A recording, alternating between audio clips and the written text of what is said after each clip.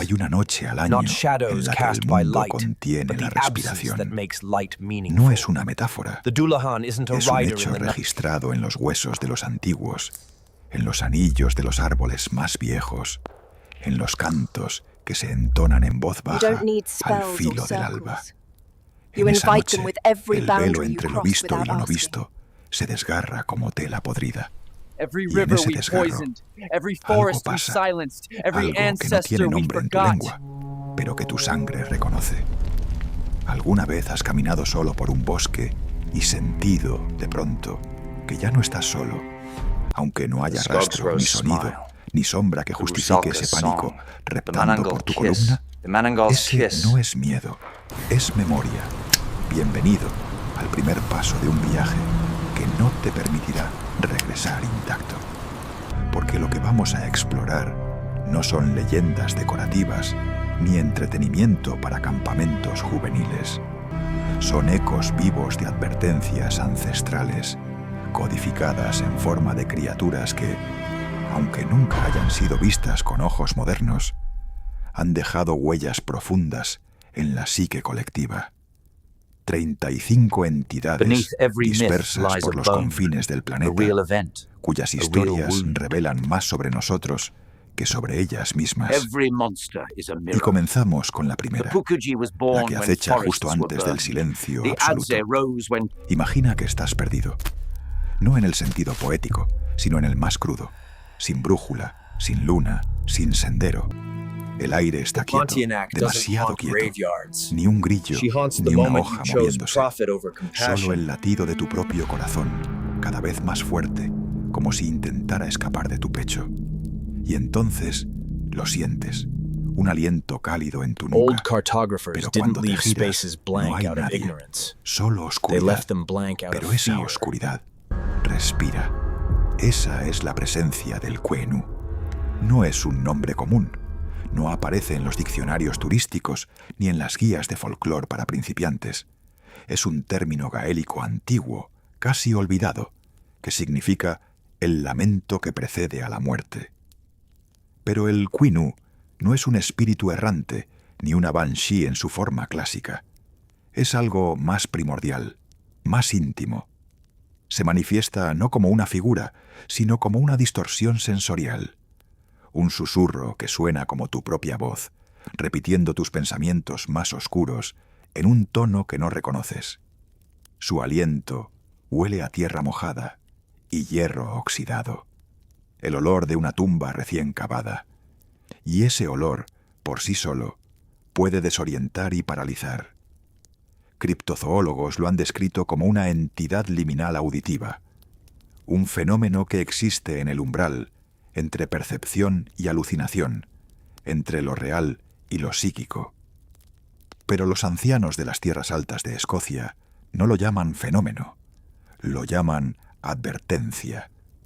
Según los relatos orales recopilados por etnógrafos a finales del siglo XIX, el Quenu aparece solo ante quienes están a punto de cometer un acto irreversible, traicionar a su clan, abandonar a su familia en tiempos de hambruna o invadir un lugar sagrado sin permiso ancestral. No mata, no ataca, simplemente susurra. Y en ese susurro, la víctima escucha su propia conciencia convertida en eco fantasmal. Historiadores han vinculado esta figura con los rituales druídicos de purificación, donde el silencio forzado y la exposición a la naturaleza extrema servían para confrontar al individuo con sus sombras internas. El Quenu, entonces, no es un monstruo externo, sino una proyección ritualizada del juicio moral colectivo. Pero aquí está lo más inquietante. En los últimos 50 años han surgido testimonios modernos, desde excursionistas en los Cairngorms hasta soldados estacionados en las Highlands durante la Segunda Guerra Mundial, que describen experiencias idénticas. No hay conexión cultural entre ellos, no han leído los mismos mitos, y sin embargo todos reportan lo mismo: un susurro en su propia voz, un olor a tierra y sangre, y una parálisis momentánea que precede a una decisión crucial. ¿Coincidencia? ¿Sugestión colectiva? ¿O acaso el Kwi-Nu sigue cumpliendo su función, incluso en una era que ya no cree en espíritus? Este es el patrón que veremos una y otra vez en nuestro recorrido. Las criaturas no existen para asustar. Existieron y existen para enseñar, para marcar límites, para recordarnos que hay fuerzas en este mundo que no obedecen a la lógica humana, pero que sí responden a la ética ancestral. El Kwi-Nu no es una amenaza, es un espejo. Y si escuchas su susurro, es porque ya has cruzado una línea. Pero él no es el único. A miles de kilómetros de allí, en los pantanos del delta del Níger, hay una criatura cuya sola mención hace que los pescadores eviten ciertos canales al anochecer. No tiene ojos, pero ve todo. No tiene boca, pero canta con la voz de los ahogados.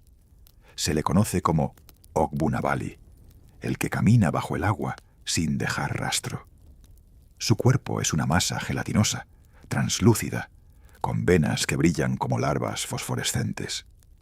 Se dice que emerge solo cuando la comunidad ha roto un pacto con los espíritus del río, cuando se pesca en exceso, cuando se arrojan desechos sagrados al agua o cuando se niega hospitalidad a un forastero hambriento. Los relatos describen cómo Ogbunabali no ataca directamente. En cambio, provoca alucinaciones colectivas. Los aldeanos comienzan a ver a sus muertos caminando entre ellos, hablando con voces familiares. La locura se extiende como una fiebre. Solo cuando la comunidad se reúne en consejo, confiesa su falta y realiza una ofrenda de restitución. A menudo un cesto de yuca, un gallo blanco o el silencio voluntario durante 3 lunas. El espíritu se retira. Antropólogos han interpretado a Ogbunabali como una manifestación del concepto Ibo Dendu, el equilibrio cósmico entre humanos, naturaleza y ancestros. Romper ese equilibrio no trae castigo divino, trae caos perceptivo. Y el caos, en una sociedad interdependiente, es la verdadera muerte. ¿Te das cuenta del patrón? Estas criaturas no son invenciones caprichosas. Son sistemas de regulación social codificados en forma de terror. Son la voz de lo que no se puede decir en voz alta. Que hay consecuencias por deshonrar lo sagrado, por olvidar tu lugar en la trama más grande. Y ahora, piensa en tu mundo. ¿Qué límites hemos borrado? ¿Qué pactos hemos roto con la tierra, con los otros, con nosotros mismos? ¿Y qué criaturas, aunque no las veamos, están comenzando a susurrar en los bordes de nuestra conciencia colectiva?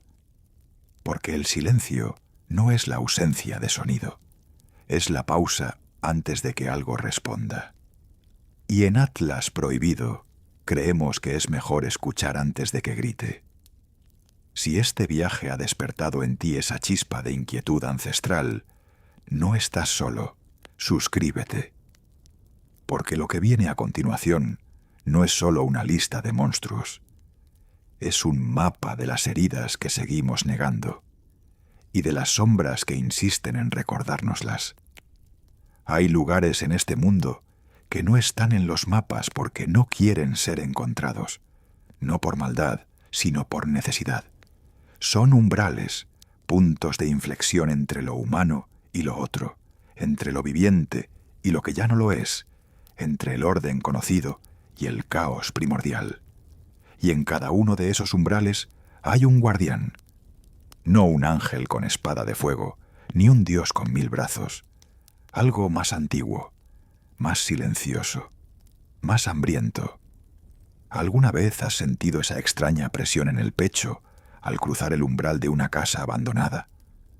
No es el miedo a lo desconocido, es el reconocimiento instintivo de que has entrado en un espacio que ya no pertenece al mundo de los vivos y que algo te está observando desde el otro lado del velo. Ese no es tu imaginación, Es la señal de que has despertado a un guardián. Y el más temido de todos no monta un caballo negro, no lleva una guadaña, lleva su propia cabeza bajo el brazo. Su nombre es Dullahan. En las colinas solitarias de Irlanda, donde la niebla se aferra a la tierra como un lamento sin dueño, se dice que cuando escuchas el traqueteo de un carruaje sin caballos, ya es demasiado tarde. El Dullahan, del gaélico Dulachan, sin cabeza, es un jinete espectral que cabalga cada noche, anunciando la muerte inminente de alguien en la región. Pero no es un mensajero pasivo, es un guardián activo del umbral entre vida y muerte. Su cuerpo es alto, vestido con ropas funerarias desgastadas, y su cabeza es una cosa aparte. Cercenada, sí, pero viva, con ojos que brillan como brasas apagadas y una lengua que se desenrolla como la de una serpiente. Y esa cabeza, cuando la alza, puede gritar un nombre, y quien lo escucha muere antes del amanecer. Pero lo más perturbador no es su apariencia, es su olor. Los relatos más antiguos, recopilados por el folclorista Douglas Hyde en 1892, describen el aroma que emana de su cabeza como el olor, color y consistencia de queso rancio y mohoso mezclado con sangre seca. Un hedor tan denso que puede hacer vomitar a un hombre adulto o inducir un estado catatónico. Criptozoólogos modernos han especulado que este detalle olfativo no es decorativo. En culturas preindustriales, el olor a putrefacción era sinónimo de presencia sobrenatural, una señal biológica de que algo había cruzado del reino de los muertos. El Dullahan, entonces, no solo anuncia la muerte, la emana. Su origen se remonta a los mitos celtas más profundos. Algunos lo vinculan con los Fiargorta, los hombres del hambre, espíritus que vagaban durante las hambrunas pidiendo comida. Otros lo asocian con Valor de los ojos mortales, el gigante cuya mirada mataba, cuya cabeza fue arrancada por su nieto Lugh en la batalla de Mac Tuired. Pero la verdad más reveladora está en su función social. El Dullahan no aparece al azar. Solo se manifiesta cuando alguien ha intentado engañar a la muerte, mediante hechizos prohibidos, pactos con entidades infernales o el robo de cuerpos para rituales oscuros. Es la respuesta del cosmos a la arrogancia humana. Un recordatorio de que hay puertas que no deben forzarse. Y sin embargo, en el otro extremo del mundo, en las islas del sudeste asiático, existe una guardiana que opera con una lógica inversa. No anuncia la muerte, la devora. Se le conoce como Pontianak, nacida de una mujer que murió durante el parto, un trauma no resuelto, un umbral no cruzado. La Pontianak es una criatura de dualidad extrema. De día puede parecer una doncella hermosa, con cabello largo y vestido blanco. Pero al caer la noche, su espalda se abre como una cáscara podrida, revelando una cavidad llena de órganos palpitantes y gusanos luminiscentes. Sus uñas se alargan hasta convertirse en ganchos, y su risa suena como el llanto de un recién nacido. Pero no es un demonio sin propósito. En la cosmología malaya y javanesa, la Pontianak es una manifestación del Semangat, el espíritu vital que se corrompe cuando una vida se interrumpe de forma violenta o injusta. Su función no es matar por placer, sino reclamar lo que le fue negado: justicia, reconocimiento, descanso. Se dice que si un hombre la encuentra y le clava un clavo en la palma de la mano izquierda, el lugar donde las mujeres sostienen a sus hijos, la Pontianak se calmará y podrá ser enterrada con los ritos adecuados. Solo entonces dejará de vagar. Esto revela algo crucial. Los guardianes de los umbrales no son enemigos, son correctivos. son la respuesta del tejido cósmico a las rupturas en el orden natural. El Dullahan castiga a quienes intentan burlar la muerte. La Pontianak exige reparación por una vida truncada. Ambos operan en el espacio liminal, ese reino intermedio donde las reglas se disuelven. Pero lo hacen para restaurar el equilibrio, no para destruirlo. Y hay más. En el corazón del desierto del Sáhara, entre las dunas que cambian de forma cada noche, los tuareg hablan de Aisha Kandisha. No es un espíritu, ni un demonio, ni una diosa. Es una jinilla, una entidad del fuego, y el Timolecientamen, aire, que aparece como una mujer de pies de cabra y ojos llenos de arena. Se dice que seduce a los viajeros perdidos, los lleva a cuevas ocultas, y luego los deja enloquecidos, hablando en lenguas muertas. Pero los ancianos explican que Aisha Kandisha solo ataca a quienes entran al desierto sin pedir permiso a la tierra, sin ofrecer agua como ofrenda, sin respetar el silencio sagrado del vacío. Ella no es una amenaza, es la voz del desierto mismo que exige reverencia. Estas criaturas comparten algo más que su función. Todas habitan en los umbrales perdidos. Puertas que la modernidad ha sellado, ignorado o profanado. Ya no pedimos permiso antes de entrar en un bosque. Ya no enterramos a nuestros muertos con rituales que honren su paso. Ya no reconocemos que hay espacios que no nos pertenecen. Y cuando olvidamos eso, los guardianes despiertan, no para destruirnos, sino para recordarnos que hay límites que, si se cruzan sin respeto, transforman al transgresor en presa. ¿Qué umbrales hemos atravesado en silencio, sin siquiera notar que dejamos la protección del mundo conocido atrás? ¿Y qué guardianes, ahora invisibles, esperan en la oscuridad, listos para exigir el precio de nuestro olvido? En los lugares donde la tierra ha sido herida, algo responde. No con palabras, ni con leyes, ni con protestas, con dientes, con garras, con un rugido que no pertenece a ninguna especie conocida, pero que todos reconocen en lo más profundo de sus huesos. Porque no es un sonido nuevo, es el eco de una advertencia antigua, distorsionada por siglos de silencio forzado. ¿Alguna vez has sentido esa opresión en el pecho al caminar por un bosque talado, donde los tocones miran al cielo como muñones acusadores? No es tristeza, es culpa. Y en algunas partes del mundo, esa culpa toma forma. Se levanta del suelo empapado en veneno, de los ríos secos, de las cenizas de los incendios provocados, y camina. Una de esas formas es el Pukuyi. En las sabanas del sur de Sudán, entre los pueblos Dinka y Nuer, se cuenta que el Pukuyi no es un animal, sino una manifestación de la tierra ofendida.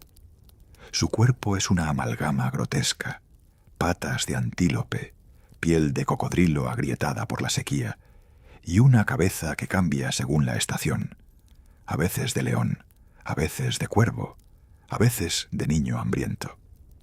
Pero su rasgo más aterrador es su aliento. No huele a carne podrida ni a humo, huele a arrogancia humana, a humo de fábricas, a plástico quemado, a la risa de quien cree que la naturaleza es un recurso infinito. Los ancianos dicen que el Pukuyi aparece solo cuando una comunidad ha permitido que forasteros exploten sus tierras sin consentimiento, cuando los ríos se envenenan por minería ilegal, o cuando los árboles sagrados son talados para madera barata. No ataca al azar. Se dirige directamente a los responsables o a sus descendientes, y los persigue hasta que enloquecen, viendo visiones de animales extintos que los acusan en lenguas olvidadas. Lo fascinante desde la etnobiología es que el Pukuyi no es una metáfora poética, es un mecanismo de memoria ecológica. En sociedades orales, donde no hay archivos ni leyes ambientales escritas, Los mitos funcionan como sistemas de advertencia intergeneracional. El Pukuyi codifica el trauma colectivo de la destrucción ecológica en una forma que no puede ignorarse. Su existencia no depende de la fe, sino de la acción. Mientras haya explotación, habrá Pukuyi. Y en el otro lado del mundo, en las profundidades del Amazonas, hay una bestia que opera con una lógica similar, pero más sutil. Se le conoce como Yakuruna. A primera vista, parece un dios benévolo, un hombre hermoso, con ojos de obsidiana y cabello que fluye como agua negra. Vive en ciudades de cristal bajo los ríos, rodeado de peces luminosos y plantas que curan cualquier enfermedad. Pero hay una condición: nadie puede mirarlo directamente a los ojos, porque si lo haces, verás tu propio reflejo, transformado. Tus manos se vuelven garras, tu boca se llena de dientes, y en ese instante comprendes: el Yakuruna no es un espíritu del agua, es el espejo de la codicia humana. Según los relatos Shipibo con Ibo, el Yakuruna atrae a aquellos que buscan poder sin responsabilidad. Curanderos que venden sus conocimientos a corporaciones farmacéuticas, madereros que prometen desarrollo sostenible, mientras talan hectáreas enteras, turistas que pagan por experiencias chamánicas sin respeto por el ritual. Al mirarlo, ven lo que se han convertido: depredadores disfrazados de salvadores. Y muchos, incapaces de soportar esa verdad, se arrojan al río y desaparecen. Pero aquí está la paradoja: el Yakuruna también puede sanar. Si alguien llega al río con humildad, con intención pura, y ofrece una ofrenda de tabaco y canto, el Yakuruna puede otorgarle conocimientos ancestrales. La bestia no es mala, es selectiva, como la selva misma. Esto nos lleva a una criatura aún más inquietante: el Atze. En el folclore Eowe de Ghana y Togo, el Atze no es un vampiro al estilo europeo. No usa capa, no vive en castillos, se manifiesta como una luciérnaga o como un mosquito. Pero cuando se alimenta, no chupa sangre, chupa sueños, específicamente los sueños de los niños, y no por hambre, sino por venganza. La leyenda dice que el Atze nació cuando los primeros esclavistas europeos llegaron a las costas africanas. Los ancianos, al ver cómo los niños eran arrancados de sus camas en la noche, comenzaron a contar historias de una criatura que se llevaba a los pequeños mientras dormían. Con el tiempo, el Atze se convirtió en un símbolo del trauma colectivo de la diáspora, una entidad que personifica la pérdida, el desarraigo, la violencia nocturna contra lo más inocente. Pero lo más perturbador es que, según los relatos modernos, el Atze sigue activo, no en forma de mosquito, sino en forma de ansiedad generacional. Psicólogos culturales han documentado cómo descendientes de comunidades afectadas por la esclavitud reportan pesadillas recurrentes en las que una luz pequeña y fría entra por la ventana y les roba la voz. ¿Es sugestión? ¿O es que el Atze, como eco ancestral, sigue alimentándose de un dolor que nunca fue sanado? Estas criaturas, el Pukuyi, el Yakuruna, el Atze, no son monstruos, son síntomas, manifestaciones somáticas de heridas ecológicas, históricas y espirituales que la humanidad ha intentado enterrar bajo el progreso, la tecnología, el olvido. Pero la tierra recuerda, los ríos recuerdan, los sueños recuerdan. Y cuando el recuerdo se vuelve demasiado fuerte, toma forma.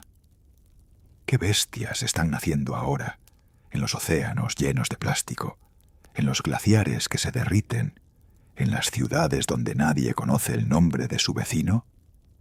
¿Qué eco ancestral se está gestando en el silencio de los bosques que ya no cantan? Porque no es la naturaleza la que se venga. Somos nosotros mismos, fragmentados en sombras, regresando para exigir que miremos lo que hemos hecho. No todos los monstruos rugen, algunos susurran. No todos tienen garras, algunos tienen sonrisas. Y es ahí, en la dulzura que precede al desgarro, donde reside el peligro más antiguo. La seducción que no promete placer, sino aniquilación disfrazada de consuelo. ¿Alguna vez has sentido ese extraño alivio al encontrarte con un desconocido en medio de la soledad más profunda? Esa voz suave que parece entender tus heridas mejor que tú mismo, esos ojos que brillan con una compasión casi sobrenatural, y esa inexplicable certeza de que, por fin, no estás solo.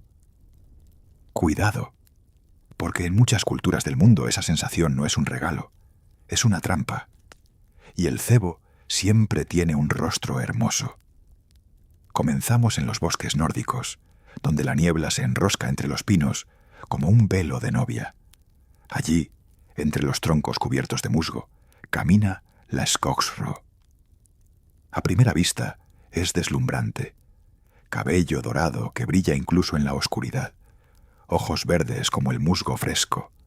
Labios que parecen hechos de pétalos de rosa silvestre. Viste con vestidos de corteza tejida y hojas que nunca se marchitan. Te sonríe, te llama por tu nombre, te ofrece refugio, compañía, incluso amor.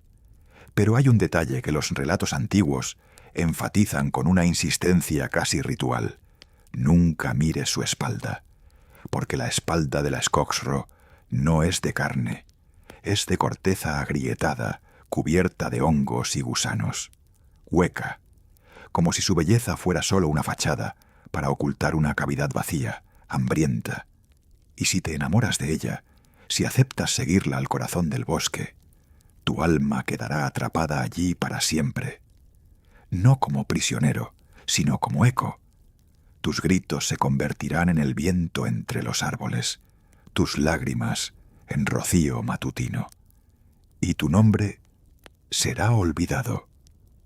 Los estudiosos del folclore escandinavo han interpretado a la Skogsrö como una personificación del peligro de la naturaleza no domesticada. En una época en que los bosques eran tanto fuente de vida como de muerte, la figura de la mujer bosqueña servía como advertencia contra la confianza ciega en lo desconocido. Pero hay una capa más profunda. La Skogsrö no ataca a cualquiera. Solo a aquellos que entran al bosque con arrogancia, con la certeza de que pueden dominarlo. Su belleza es un espejo de su deseo. Te ofrece exactamente lo que anhelas, para luego quitártelo todo. Y en el otro extremo del planeta, en las islas del archipiélago filipino, hay una seductora aún más letal. Se le conoce como Manananggal. De día es una mujer común, vendedora de mercado, madre soltera, curandera respetada. Pero al caer la noche, realiza un ritual prohibido. Secciona su cuerpo por la cintura, deja su mitad inferior en el suelo, y su torso superior se eleva en el aire, sostenido por alas membranosas como las de un murciélago gigante. Sus intestinos cuelgan como serpientes vivas, y su lengua se alarga hasta convertirse en una sonda que puede atravesar paredes, techos, incluso la piel humana. Busca a mujeres embarazadas, no para matarlas, sino para extraer el feto con su lengua y devorarlo crudo. Pero también acecha a hombres solitarios, a quienes seduce con cantos antiguos y promesas de inmortalidad. Si aceptas besarla, su lengua se enrosca en tu lengua y no te suelta hasta que tu corazón se detiene. Lo inquietante no es su apariencia grotesca, es su humanidad. La Manananggal no es un demonio externo. Según los relatos tagalos, nace de una mujer que ha cometido un pecado de orgullo espiritual. Ha rechazado los rituales ancestrales, ha buscado poderes ocultos sin guía, o ha traicionado a su comunidad por ambición personal. Su transformación no es un castigo divino, sino una metamorfosis del alma rota. La parte superior, el deseo, la ambición, la sed de trascendencia, se separa de la parte inferior, la raíz, la comunidad, la tierra. Y esa división la convierte en un depredador. Esto nos lleva a una figura aún más sutil, la rusalka. En la mitología eslava, la rusalka no es una sirena juguetona. Es el espíritu de una mujer que murió antes de su tiempo. Ahogada, asesinada o suicida por amor no correspondido. Vive en lagos, ríos y pozos, y canta con una voz tan hermosa que los hombres abandonan sus hogares para seguirla. Baila en la orilla bajo la luna llena, con el cabello empapado y los pies desnudos. Pero su danza no es para entretener, es una llamada al vacío. Quien se acerca demasiado es arrastrado al fondo, donde la rusalka lo abraza hasta que se ahoga, y luego lo convierte en su esclavo eterno, obligado a cantar con ella cada noche. Pero hay una variante aún más oscura. En algunas versiones, la rusalka no mata, solo consuela. Abraza al viajero perdido, le seca las lágrimas, le dice que ya no tiene que luchar. Y mientras él duerme en sus brazos, el agua sube y sube y sube. Aquí radica el núcleo de todas estas criaturas. No ofrecen maldad, ofrecen alivio. Y en un mundo donde el dolor es constante, el alivio es la tentación más peligrosa, porque la verdadera seducción no es la del cuerpo, es la del olvido. La skogsro te ofrece pertenencia, la manananggal, poder, la rusalka, paz. Pero todas exigen el mismo precio, tu conexión con lo real, tu nombre, tu memoria, tu lugar en el mundo de los vivos. ¿Y qué decir de nosotros, en esta era de pantallas que prometen compañía infinita, de algoritmos que anticipan nuestros deseos, de voces digitales que susurran, «Estoy aquí para ti»? ¿No estamos, acaso, siendo cortejados por nuevas formas de seducción oscura? Criaturas sin rostro que nos ofrecen consuelo, a cambio de nuestra atención, nuestra privacidad, nuestra humanidad. Porque el peligro nunca ha estado en lo grotesco, ha estado en lo hermoso que nos hace olvidar quiénes somos. Hay un momento, en toda civilización, en que el orden comienza a resquebrajarse. No con un estallido, sino con un suspiro. Las leyes ya no se respetan, los ancianos ya no son escuchados, los rituales se vuelven vacíos, y en ese vacío algo se mueve. No es un enemigo, no es un castigo, es una corrección, una fuerza primordial que emerge no para destruir, sino para recordar que el caos no es el opuesto del orden, es su sombra necesaria. ¿Alguna vez has sentido esa extraña euforia en medio del colapso? Cuando todo se derrumba, tu trabajo, tu relación, tu sentido de propósito, y, en lugar de pánico, sientes una liberación casi perversa, como si una parte de ti anhelara el desorden. Esa no es locura, es el eco de una verdad ancestral. El caos no siempre es enemigo. A veces es el único camino hacia la renovación. Y en las culturas que entendieron esto, nacieron criaturas que no temían el desorden, lo encarnaban. Comenzamos en las heladas extensiones del Ártico, donde el viento puede congelar un grito antes de que abandone los labios. Allí, los inuit hablan del amarok. No es un lobo común, es el lobo. Una bestia solitaria del tamaño de un oso, con ojos que brillan como brasas enterradas y un aullido que no se oye con los oídos, sino con los huesos. El amarok no caza manadas, no persigue a los débiles, solo ataca a los jóvenes arrogantes que salen a cazar solos, sin respeto por el espíritu del animal, sin ofrendas al cielo, sin humildad ante la inmensidad blanca. Pero su función no es meramente punitiva.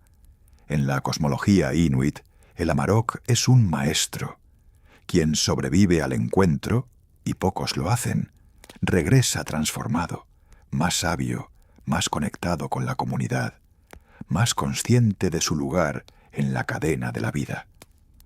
Los antropólogos han interpretado al Amarok como una herramienta de cohesión social, una figura que refuerza la interdependencia en un entorno donde la soledad equivale a la muerte. Pero hay algo más profundo. El Amarok no representa el caos salvaje, representa el caos disciplinado, la fuerza que rompe al individuo para reintegrarlo al todo. Y en el corazón de la selva brasileña, donde el ruido de la vida es tan denso que el silencio se vuelve sagrado, hay una entidad que opera con una lógica similar, pero con un toque de locura ritual. Se le conoce como sátiro pereré. No es el sátiro griego de vino y lujuria, es una criatura del caos necesario. Descrito como un hombre pequeño, cubierto de plumas y hojas, con cuernos de venado y pies que nunca tocan el suelo, el sátiro pereré aparece solo cuando una aldea ha caído en la rigidez extrema, cuando los rituales se repiten sin alma, cuando los jóvenes ya no cuestionan, cuando el miedo al desorden ha paralizado la creatividad. Su llegada es un espectáculo de caos controlado. Rompe ollas, invierte los roles sociales, hace que los ancianos bailen desnudos bajo la luna, que los niños dicten leyes por un día. Al principio, la comunidad lo teme, pero con el tiempo comprenden. El sátiro pereré no destruye el orden, lo sacude, y en ese sacudimiento nace la renovación. Los etnógrafos han vinculado su figura con los rituales de inversión comunes en culturas indígenas sudamericanas, donde el caos temporal sirve como válvula de escape social y espiritual. El sátiro pereré no es un demonio, es un payaso sagrado, cuya locura es una forma de sanación colectiva. Pero el ejemplo más perturbador viene del archipiélago japonés. Allí, en las montañas neblinosas de Shikoku, habita el Nurikabe.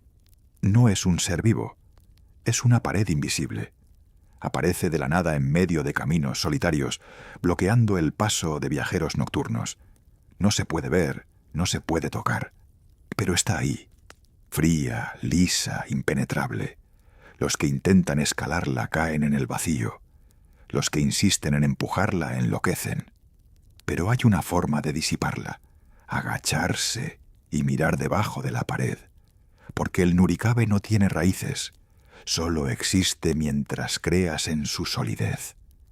Los estudiosos del folclore japonés lo interpretan como una metáfora del obstáculo mental, la ilusión de barreras que creamos cuando nos aferramos al control, al plan, a la certeza. El Nurikabe no es un enemigo externo, es la manifestación del miedo al caos interno. Y su disolución no requiere fuerza, sino humildad, la disposición a agacharse, a mirar desde abajo, a aceptar que el camino no siempre es recto. Estas criaturas, el Amarok, el sátiro pereré, el Nurikabe, comparten una verdad incómoda. El orden sin flexibilidad se convierte en prisión, y el caos, lejos de ser enemigo, es a menudo el único agente capaz de romper esa prisión. Pero en nuestra era hemos intentado erradicar el caos por completo. Hemos construido ciudades donde todo está programado, vidas donde cada segundo está optimizado, mentes donde la incertidumbre es patología. ¿Y qué ha pasado? Que el caos no ha desaparecido. Se ha vuelto subterráneo. Ahora emerge en forma de ansiedad colectiva, de colapsos sistémicos, de movimientos sociales impredecibles, porque el universo no tolera el estancamiento. Si no permitimos el caos ritualizado, el baile, el grito, el error sagrado, el caos vendrá de todas formas, pero sin maestro, sin propósito, sin redención.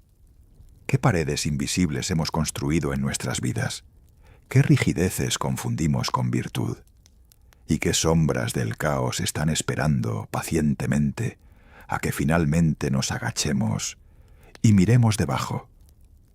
Al final de todo viaje a lo desconocido, Hay un momento de reconocimiento, no el del héroe que regresa con un tesoro, sino el del peregrino que descubre que el monstruo que tanto temía era su propia sombra proyectada en la pared de la cueva. Porque las criaturas que hemos explorado, el susurro del cuenu, el jinete sin cabeza del Dullahan, la bestia ecológica del Pukuyi, la seductora Skogsro, el caos disciplinado del Amarok, nunca fueron entidades externas. Nunca fueron simples historias para asustar niños. Eran diagnósticos, espejos deformantes, sí, pero espejos al fin. Cada una reflejaba una herida colectiva. La traición al pacto con la muerte, la profanación de los umbrales, la violencia contra la tierra, la seducción del olvido, el miedo al desorden necesario. Y ahora, en este silencio que sigue a 35 nombres pronunciados en la oscuridad, surge la pregunta inevitable. ¿Qué monstruos hemos obligado a nacer en nuestro tiempo?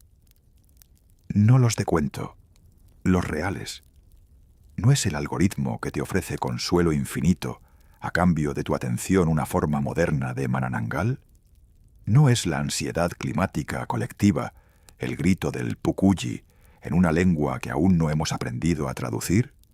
¿No es la parálisis social, esa sensación de que todo está roto, pero nadie sabe cómo arreglarlo?